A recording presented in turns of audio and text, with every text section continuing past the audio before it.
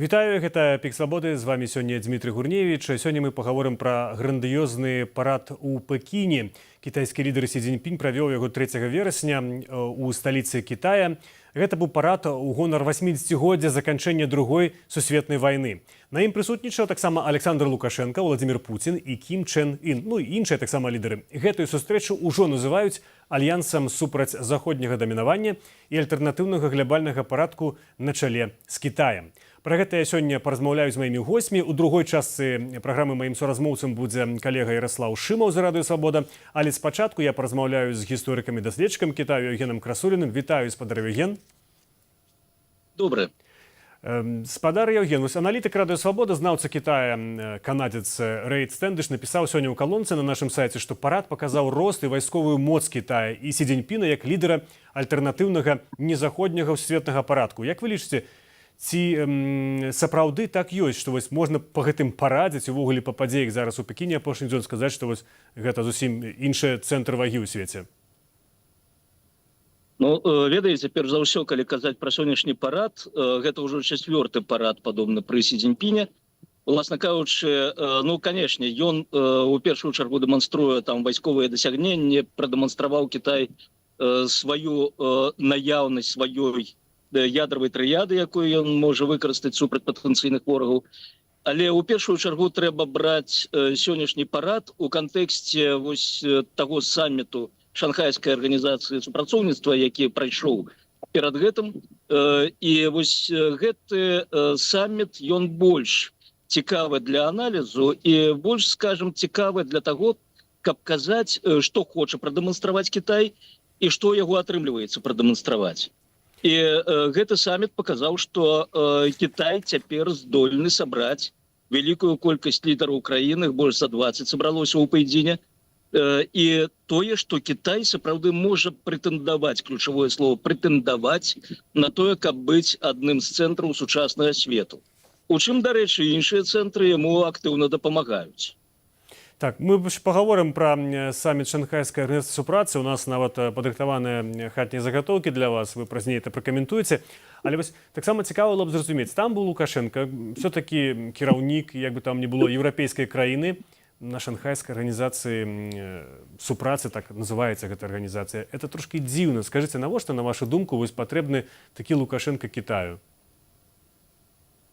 Ну, Лукашенко Китаю може не асабліва патрэбны, хаця Кітай зноўку. Кітай дзейнічае заўжды па прынцыпе даюць бяры, б'юць бегі. Вось Лукашенко ён дае. І, канешне, Кітаю варта браць тое, што ён дае. Праўда, дае Лукашенко не надта шмат, як і Беларусь. У выніку, бо Беларусь могла б даваць куды больш, яна б могла даваць вось гэты транзіт, гэты калідор з Кітаю ў заходнюю Еўропу і далей па Атлантыцы, паўсюль.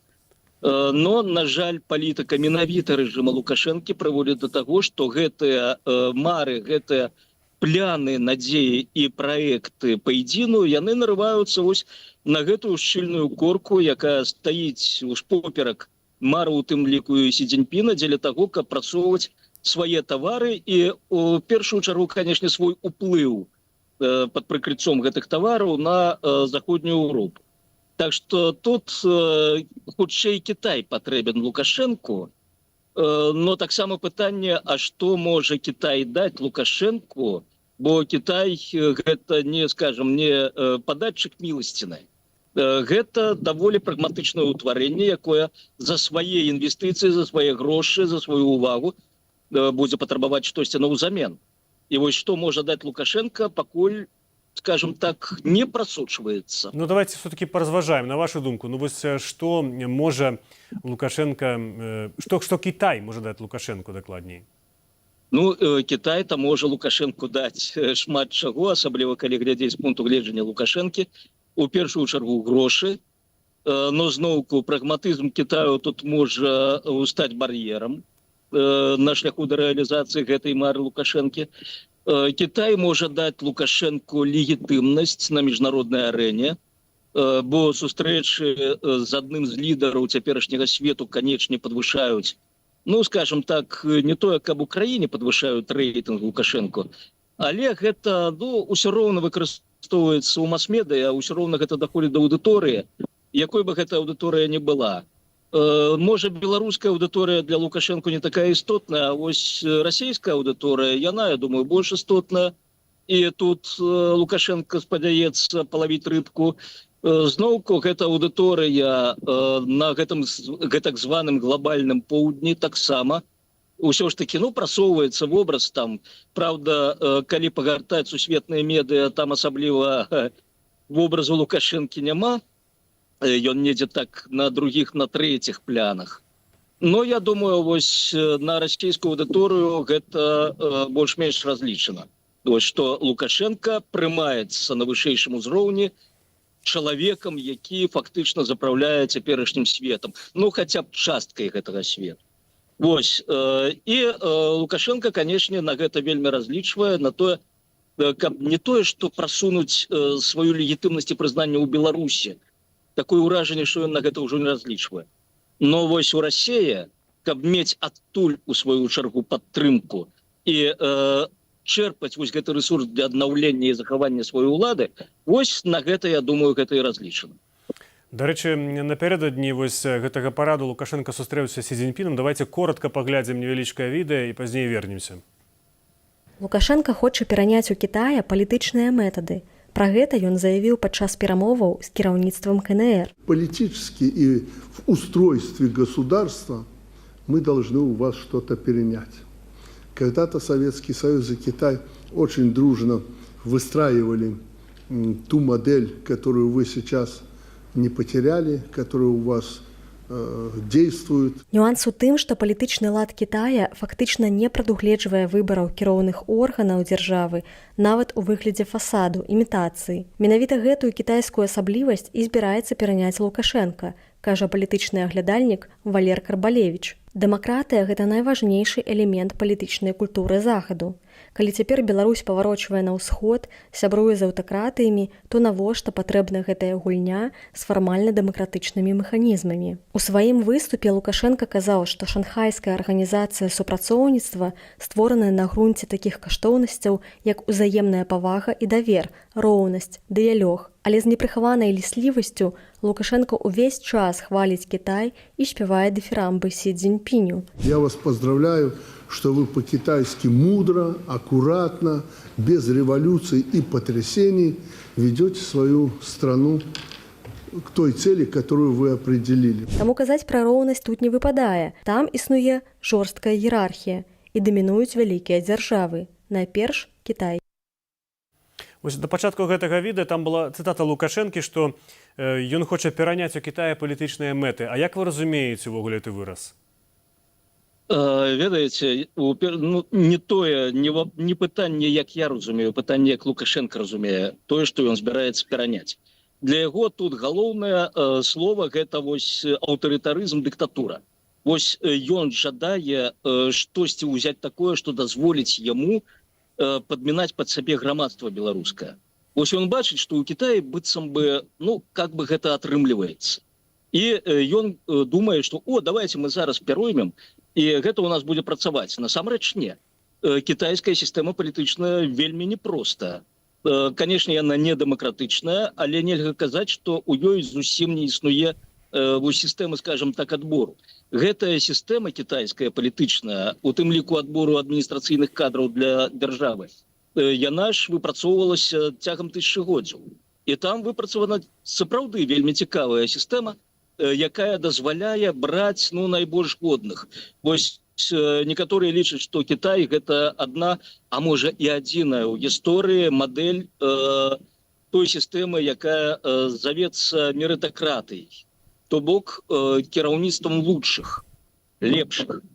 І там сапраўды зроблена так, што да ўлады прыходзяць тыя, хто мае найлепшую адукацыю, найлепшы культурны бэкграунд, найлепшыя крэатыўныя здольнасці. Гэта была цэлая сістэма іспытаў і адбору чыноўнікаў на гэтыя ўсе пасады. Вось Лукашенко, я не думаю, што думае пра гэта ўсё і што ён штосьці пра гэта ведае. Для яго сістэма адбору кадраў іншая, прынцып іншы. Гэта той, хто адданы цалкам яму, інтэлектуальныя здольнасці, культурны бэкграунд, таленты, крэатыўнасць, гэта ўсё побаку. Таму, калі ён паспрабуе пераняць у Китая гэтую мадэль, у яго атрымаецца тое, што ў яго атрымліваецца лепш за ўсё. Гэта кароўнік з засранымі каровамі. Вось таму, уласна кажучы, тое, што ён кажа, можна нават не слухаць, не аналізаваць. Бо тое, што будзе на выйсці, мы ведаем. І таму тут толькі, ну, скажем, спроба павіляць хвастом перед Си Цзіньпінам, што вы такі вялікія. Там, канешне, ёсць свае інтарэсы, ну, свае цікавыя рэчы для даследчыкаў, для аналітыкаў. Но, скажем, на практыцы для Беларусі там узяць няма чаго. Каб пабудаваць такую сістэму ў Беларусі, ну, добра, каб 1002 год прайшло, можа быць. Но лепш такую сістэму не браць. Усё ж такі дэмакратыя, як паказвае гістарычны досвед, больш устойлівая мадэль і больш прадказальная мадэль, чым нават тое, што тысячагоддзямі вырастала і выбудоўвалася ў Кітаі. Давайте яшчэ паглядзім зараз одно невялікае відэа. Гэта былы беларускі дыпламат Павел Мацукевіч гаворыць пра значэнне гэтага саміту шанхайскага ў Пекіне для беларускай незалежнасці са знакам плюс. І пазней вернемся, вы пракаментуеце гэта.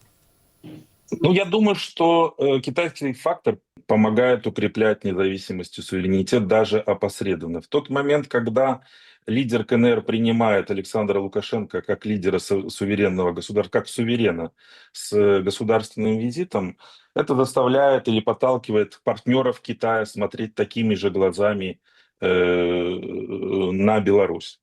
Я думаю, что у России на данном этапе нет аллергии на такую поддержку Китая в отношении Беларуси, потому что и Россия, и Китай в данное время являются партнерами ситуативными, да, союзниками, как минимум. И я думаю, что Россия, в принципе, не против, чтобы кто-то разделил бремя финансовой поддержки Беларуси. То есть не только Россия финансировала бы Беларусь. Поэтому конфликта тут нет, но китайский фактор очень сильно помогает выстраивать или содействует этой балансировке. Потому что благодаря поддержке Китая Беларусь стала членом ШОС. И это расширило для Александра Лукашенко, как минимум для него, возможности международных контактов. Яшчэ одно кароткае меркаванне нашага рэдакцыйнага калегі Валерія Карбалевіча абсолютна інша, і мы вяртаемся да размовы з Євгеном Красуліным. Калі казаць увогуле, то шанхайская арганізацыя супрацоўніцтва – гэта азіяцкая арганізацыя, якая аб'ядноўвае краіны Азіі. І Беларусь там як бы з боку прыпёка, ёй там асабліва няма чаго рабіць, бо няма вялікіх інтарэсаў у Беларусі, якія б аб'ядноўвалі яе з краінамі Азіі. Гэта не стратэгічны выбар Беларусі, як казаў Лукашенко, гэта стратэгічны выбар аднаго чалавека, менавіта самога Лукашенка. Гэта быў Валер Карбалевіч, а зараз са мной зноў на экране Євген Красулін. Спадар Євген, што з гэтых двух думак вам бліжэй? Што беларуская незалежнасць дзякуючы Кітаю умацоўваецца, ці ўсё гэта лухта? Першая думка спадара Мацукевіча не, другая думка спадара Карбалевіча не. Па умацаванні незалежнасці Беларусі праз сувязі з Кітаем. Для Китая існуе жорсткая іерархія. Ёсць Расія, ёсць васал Расіі, Беларусь. Беларусь, як васал Расіі, не можа быць васалам Китаю, адназначна. Китай можа, канешне, карыстацца гэтым. Китай можа праводзіць вайсковае шкаленне на тэрыторыі Беларусі у падбрушшу краінаў НАТО. Гэта так. Але прызнаць, скажем, Беларусь такой же незалежнай, такой же суб'ектыўнай, як Расію, не. Китай на гэта не пойдзе. Навошта гэта Китаю? І, дарэчы, вось картинка саміту у Пэйдзіне, яна показала, что, ну, так, Лукашенко там присутнічае, но недзе вельмі далёка. І таким чынам казаць, что, ну, тут зноўку, тут трэба яшчэ паразважаць пра тое, як Китай будуе свае, якія прынцыпы міжнародных адносінаў ёсць у Китая, і гэтыя прынцыпы яны не дазваляюць зарабіць Беларусь, вось, скажем так, роўным у вачах Пэйдзіна, як і Расію. І зноўку, навошта гэта Китаю? Расія зразумела навошта. Там ёсць пэўныя рэсурсы, у якіх Кітай зацікаўлены, і не толькі прыродныя, але і тэхналагічныя. І тут, власна кажучы, Лукашэнцы няма што прапанаваць адэкватнага. Каб Сі Цзіньпін просто падышоў, скажем, адсунуў Владимира Владимировича і казаў: ты супраць нас з Александром Григорьевичем не выступай. Такім чынам, вось я б казаў, што гэтая думка, што Кітай можа умацаваць беларускую незалежнасць і, скажем, абараніць ад расійскіх імперыялістычных памкненняў, гэта вельмі небяспечная памылковая думка, якая зводзіць нас у бок ад рэчаіснасці. Што тычыцца меркавання шаноўнага Валера Карбалевіча, тут таксама, крышачку вось гэты традыцыйны падыход еўропацэнтрычны, што мы Еўропа, навошта нам Азія. Гэты падыход таксама вельмі такі небяспечны, бо ўсё ж такі Азія, Афрыка, Лацінская Амерыка — гэта тыя рэгіёны, якія маюць каласальны патэнцыял, якія могуць прыносіць Беларусі вялікі прыбытак. І, дарэчы, вось, канечне, не надта добра тое, што цяпер адбываецца ўсё ў міжнароднай палітыцы вакол Беларусі, но тое, што сцяжынка ўсё ж таки прабіваецца ў той же Кітай, і у тым ліку і прадпрымальнікі маюць, наладжваюць пэўную сувязі, атрымліваюць опыт, знаёмяцца з гэтай краінай, са звычаямі і гэтак далей, заканадаўствам. Гэта ўсё ў далейшым, вось калі прыбярэцца гэты глобальны бар'ер для нас, які затыкае нам усе магчымасці, усе шляхі наперад. Вось усё гэта можна выкарыстоўваць. І якой бы еўрапейскай краінай мы б не былі, усё ж таки ісці на ўсход, ісці на поўдзень. Гэта тое, што патрабуе ад нас будучыня, і гэта тая рэальнасць, з якой нам трэба жыць, і мы вымушаны будзем жыць у далейшым. Прычым не толькі мы да іх пойдзем, яны да нас таксама пойдуць, і да гэтага трэба рыхтавацца. Дзякуй вялікі, спадар Евген. Нагадаю нашым гледачам, што сёння маім госцем першым быў Евген Красулін, гісторык, даследчык Кітаю, які выйшаў на сувязь наўпрост яго адпачынку. Дзякуем таксама вам за гэта. Усяго вам самага добрага. А мы працягваем нашу праграму, пераходзім да майго чарговага госця. Зараз нас далучыцца Ярослаў Шымаў з расійскай службы Рады Свабода. Прывітанне, Ярослаў. Добрый день. Ярослаў, Пуцін выглядаў каля Сі Цзіньпіна, як сябра, як калега, напэўна, бліжэйшы, чым Лукашенка. Але тут апошнім часам гаварылі пра тое, што у выніку Кітай з'есць Расію, з'есць Пуціна, маўляў, зробіць сваімі васаламі. Ці можна вось па гэтых нейкіх ускосных паводзінах там, па прыняцці гаварыць пра тое, што гэта або васал, або гэта раўнапраўны партнёр? Хто там Пуцін?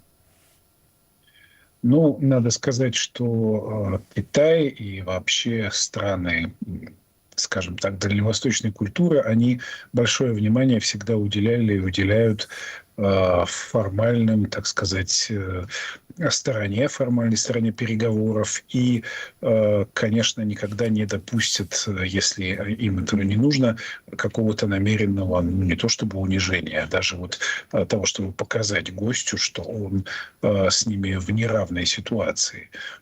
Поэтому, конечно, по внешним признакам наоборот. Во время парада в Пекине и в сопровождавших его церемоний Путин, конечно, был в первом ряду гостей, так же, как, кстати, и Ким Чен Ын, северокорейский вождь. Остальные шли несколько сзади. Но фактическое, конечно, состояние политических отношений российско-китайских это совершенно не обязательно отражает. Понятно, что у Китая сейчас позиция гораздо более уверенная и прочная, поскольку, собственно говоря, во-первых, Китай не ведет войны ни с кем прямой, хотя ситуация вокруг Тайваня напряженная. Во-вторых, Китай не находится в полуизоляции, у него вполне живые и бодрые торгово-экономические отношения и с Европейским Союзом, и с Соединенными Штатами, несмотря на все трудности последнего времени, тарифы, заведенные администрацией Трампа, и прочие неприятные для Пекина детали. В общем и целом, конечно, Китай может внутренне понимать, что он в этом тандеме играет лидирующую роль. Я думаю, в общем, более-менее все это понимают. Но так сказать, внешне это никак не проявляется. Внешне это равноправные партнеры и, так сказать, великая дружба, выражаясь лексиконом 50-х годов прошлого века, когда один период великой дружбы тогда в советско-китайских отношениях уже был. На вашу думку, тоді яким свет і свою роль у ім бачить Китай? Кім би ён хацеў там быць, да чаго ён імкнецца? Ну, бо адно это вонкавае, але ж мы разумеем, што за гэтым схавана штосьці іншае. Ну, кем бы Китай хотел быть, в общем, на это Си Цзиньпин довольно прозрачно намекал в своем выступлении на параде о том, что подъем Китая неостановим, о том, что в общем и целом наступает нечто вроде эры Китая. Понятно, что Китай с удовольствием видел бы себя в роли глобального лидера. Иное дело, что китайские политики весьма реалистичны, и они, конечно, понимают, что есть еще одна держава, США, с которой отношения не всегда складываются у них ровно, но с которой нужно считаться и с которой экономические связи у Китая очень интенсивные, несмотря ни на что. Поэтому, конечно, Китай, я думаю, склонен к тому, чтобы поступательно решать свои политические, в том числе внешнеполитические задачи, такие, которые имеют и региональный характер, в том числе, например, вопрос о Тайване, который для Китая традиционно очень важен, и в том, что касается позиции Китая по войне в Украине, это тоже такая, очень взвешенно эгоистичная, сказал бы, позиция. Китай исходит из того, что ему не имеет никакого смысла становиться полностью на сторону Украины в этом конфликте, скорее наоборот, что ему выгоднее поддерживать Россию, но, опять же, не влезая по уши в этот конфликт, не становясь откровенно военным союзником России. То есть это такая игра с тонким балансом, который Пекин проводит и пока что ведет ее весьма успешно. Падчас свайго выступу Сі Цзіньпін сказаў, што Кітай ніколі не паддасться запалохванню з боку хуліганаў. Не назваў, хто гэты хуліган, а можа вы маеце свае нейкія версіі? Люди, которые и владеют китайским, синологи, и те, кто следит за китайской политической риторикой, они, в общем, для них это довольно ясный вопрос. Обычно это такой прозрачный намек на Соединенные Штаты в первую очередь. Чаму не называецца наўпрост Злучаныя Штаты, калі нават Лукашенко, выступаючы на сваіх парадах, спакойна можа праехацца, раней па Байдане, па Трампе цяпер менш ездзіць, але па Злучаных Штатах? Немножко, во-первых, другая культура, где не все вещи, так сказать, должны проговариваться однозначно, прямо, грубо иногда. А во-вторых, Китай, я все время упираю на этот пункт, он, мне кажется, очень важным. У Китая мощные экономические связи с Соединенными Штатами. Они обоюдные. И в общем и целом Китай как раз не та страна, которая будет стремиться эти отношения намеренно обострять.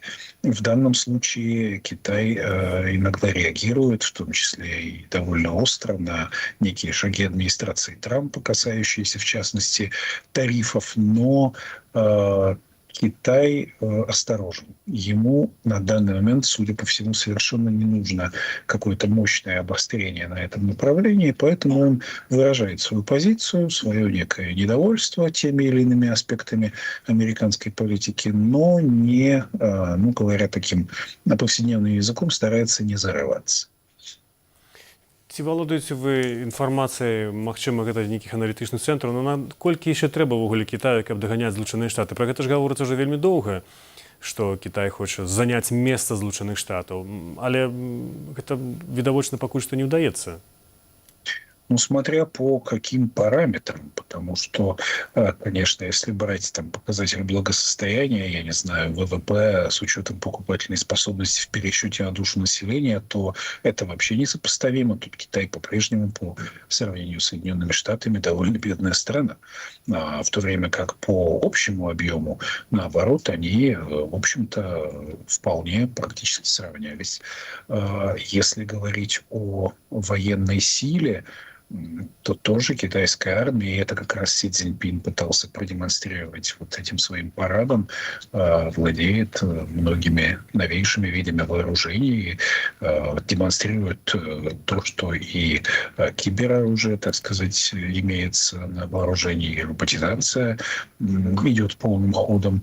Иное дело, конечно, пытаются в таких случаях все державы показать товар лицом и как бы продемонстрировать, может быть, немножко, так сказать, бежать впереди паровоза, показать, что у них уже есть что-то, что на самом деле еще только разрабатывается и не опробовано, и не поставлено на массовое производство. Но, тем не менее, по части военной мощи Китай тоже очень сильно, так сказать, сделал шаг вперед, хотя не стал ядерной, допустим, державой, если пользоваться какими-то открытыми данными, которая сопоставима по масштабу своего арсенала с Соединенными Штатами или с Россией.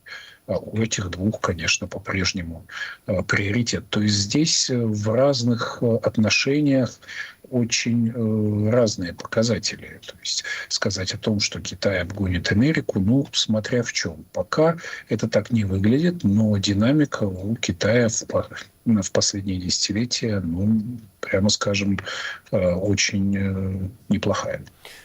Задам вам питання з нашого чату на Ютубі. Тут один з наших глядачів питається, окей, а трьохкутник Росія, Китай, Індія, ці в стані не створить конкуренцію і політичну, і економічну для Заходу? А тут я бы не преувеличивал значение этого треугольника, потому что между всеми, так сказать, сторонами этого, или вершинами, точнее, этого треугольника, есть серьезные противоречия. В первую очередь, конечно, между Китаем и Индией. Они давние, они серьезные, они так сказать, многосторонние, эти противоречия. И то, что сейчас демонстрируется такая внешняя большая дружба между Дели и Пекином, это скорее такой тактический ход. Он вызван во многом шагом администрации Трампа, которая, так сказать, пыталась ввести определенные санкции против Индии в связи с ее торговлей с Россией. Но какого-то мощного фундамента политического, тем более идеологического, да и экономического у этого союза особенно нет. А союз России и Китая, в свою очередь, он неравноправный, поэтому здесь тоже сложно говорить о том, что это вот прочно и навсегда. В этом именно отличие от периода Холодной войны, когда были две действительно абсолютно по-разному устроенные общественно-политические системы, они конкурировали между собой. А сейчас, что бы там ни говорили, глобализированный рынок сохраняется. Китай тот же и Индия его полноправный участник. И нету, так сказать, конкурирующих систем по-разному устроенных капитализма и социализма. Все эти страны, включая и Китай, несмотря на то, что им правит формально коммунистическая партия, они вполне себе капиталистические, рыночные, ну, со своей спецификой, естественно. Поэтому я бы не сказал, что этот вот блок, его следует воспринимать как, допустим, Восточный блок времен Холодной войны. Это куда более рыхлое такое тактическое образование. Иное дело, что и у Запада есть проблемы с единством, как мы видим, между США и Европой. Ну вот такое время живем. І апошняе пытанне пра ўдзел Александра Лукашэнкі і ў гэтым парадзе ўвогуле ў сяброўстве з Кітаем. Вось наш папярэдні госць Евген Красулін сказаў пра тое, што Кітай не разглядае Лукашэнку як партнёра, гэта для іх хутчэй такі васал Расіі, і яны не будуць гуляцца асобна як бы з Беларусю. На вашу думку, сапраўды Пекін не бачыць суб'ектнасці ў Лукашэнку, ці проста разглядае яго як прымкнуўшае шапілага з старога савецкага выразу, ці тут наш папярэдні госць не мае рацыі і Рэспубліка Беларусь гэта все-таки суб'ект для Китая? Ну, сложно сказать, конечно. Я не могу считать себя специалистом по китайской политике, поэтому, во всяком случае, они этого не покажут, каково бы было, ни было их отношение, так сказать, истинное. Вопрос в том, что, в общем, у Беларуси положение географическое, геостратегическое весьма важное, поэтому, возможно, здесь, так сказать, ее в этом плане что-то в глазах китайского руководства и отличает выгодно от, я не знаю, других небольших государств, с которым Пекин развивает связи свои, допустим, от африканских стран или от некоторых соседей по региону Юго-Восточной Азии. Иное дело, что в России и Беларуси в настоящий момент, ну, скажем так, внешнеполитически с трудом разделимы. Поэтому мне кажется, что отношения Пекина и Минска в обозримом будущем будут строиться, так сказать, через призму отношений Пекина и Москвы в первую очередь. Дякую вялікі, Ярослав. Я нагадаю, што маім госцем быў Ярослав Шымаў з расійскай службы Радыё Свабода. Дзякуй вялікі. А для вас у празе працаваў я, Дмітрый Гурневіч. Дзякуй за тое, што вы былі разам з намі. Калі ласка, ставце лайкі і пішыце каментары пад гэтым відэа, калі для вас гэта бяспечна, бо дзякуючы гэтаму гэтае відэа пабачыць як мага больш людзей, а для нас гэта важна. Усяго вам самага добрага, бывайце і заставайцеся за свабодай.